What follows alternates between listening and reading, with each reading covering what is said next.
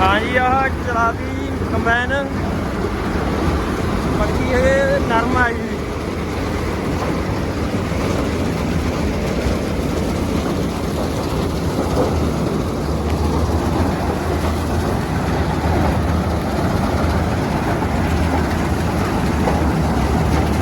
दाना नरम बहुत है जो करके टुट रहा जी